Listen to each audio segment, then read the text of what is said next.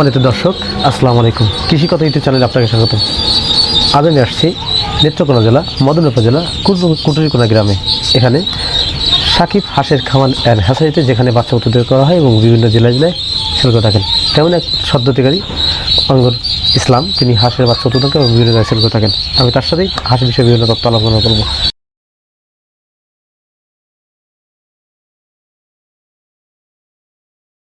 আসসালামু আলাইকুম। ওয়ালাইকুম সালাম। ভালো আছেন ভাই? ইনশাআল্লাহ ভালো। নাম কি আপনার? হচ্ছে আঙ্গুর ইসলাম ইমন। আঙ্গুর ইসলাম। আপনার গ্রামের বাড়িটা কোথায়? এবার হচ্ছে কুটিরকোনা মদন নেত্রকোনা। নেত্রকোনা। এই যে হাঁসের যে বাচ্চা উৎপাদন করেন, এটা অভিজ্ঞতা আপনার কতদিন থাকে? এটা প্রায় আমি এই জগতে আছি প্রায় 15 বছর। 15 বছর। যে এমনিতে 1990 সাল থেকে এটা আমাদের বাচ্চা চারা করে আসছেন।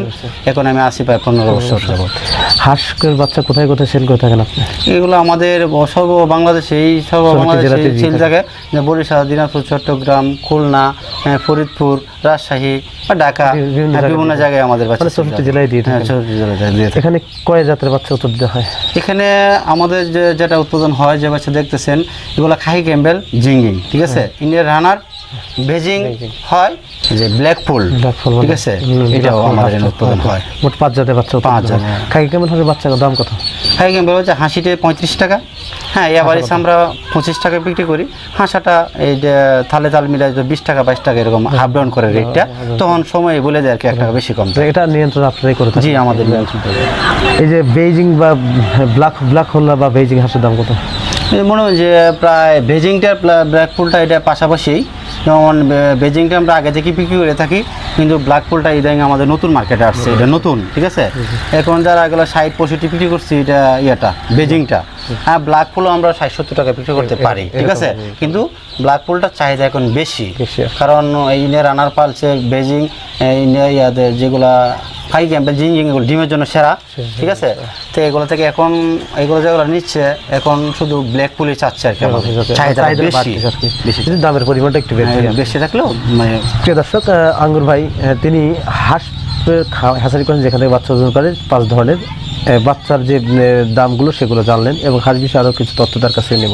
হাঁসের খামার যদি কোনো ব্যক্তি করে, সে কি স্বাবলম্বী হতে পারবে? হ্যাঁ, অবশ্যই স্বাবলম্বী হতে পারবে। হাঁসের মধ্যে স্বাবলম্বী যদি হাঁসের বাচ্চা আমাদেরকে নেওয়ার পর যে আমাদের সাজেশন মতো, মানে আমার সাজেশন মতো যদি চলে, কখন কি ভ্যাকসিন দিতে হবে, কখন কি দিতে হবে, বোর্ডিং কীভাবে বোর্ডিং করতে হবে, কি খাওয়াতে হবে, কয়দিনের ভ্যাকসিন করতে হবে, 3টে ভ্যাকসিন করতে হয়, যদি করে তাহলে অবশ্যই স্বাবলম্বী হবে আমাদের পরিকল্পনা যদি সে লালন পালন করে।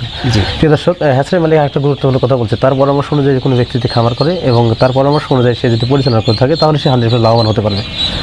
হাঁসের বাচ্চা বোর্ডিং থেকে শুরু করে বাচ্চা ডিম দেওয়া পর্যন্ত বিভিন্ন পরামর্শ হ্যাচারি মালিকরা দিয়ে থাকেন।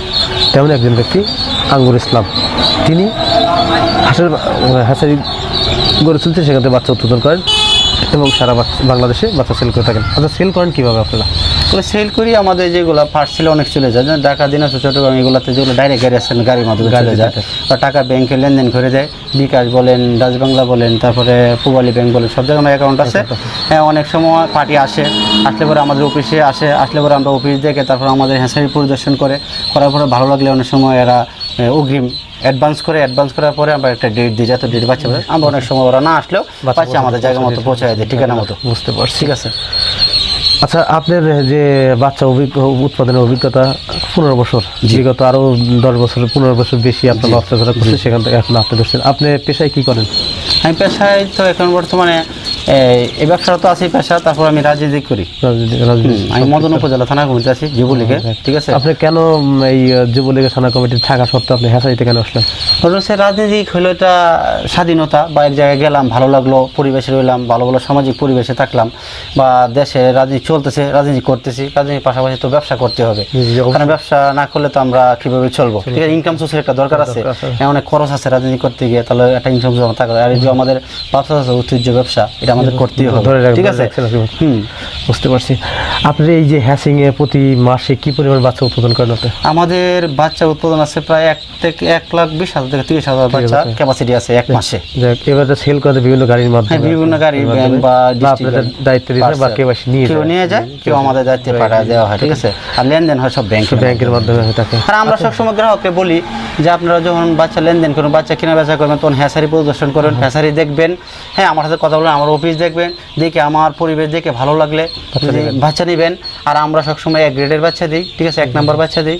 বাচ্চাগুলা কীভাবে লালন পালন করে এই প্রশিক্ষণও দিয়ে থাকি, ঠিক আছে। একটা খামারে যদি লাভবান হয় আমার সাজেশনে চলে, তা আমরা অনেক খুশি, ঠিক আছে।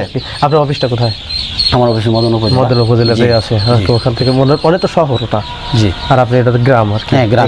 এটা আমাদের হ্যাঁসারি প্রতিষ্ঠান, আর আমার স্পেশালি অফিস আছে, ঠিক আছে। প্রিয় দর্শক, আঙ্গুর ইসলাম তিনি হাঁসের হ্যাচারি করছেন, বিভিন্ন ধরনের বাচ্চা উৎপাদন করেন, এবং আমি জানতে পারছি যে আপনি রাজনীতির পাশাপাশি হ্যাচিং এবং আরও কোনো প্রতিষ্ঠানের সাথে জড়িত বা সম্পৃক্ত আছেন আর কি? এই বিষয়ে আমি আসলে আপনি যেটা শুনছেন তা রাইট।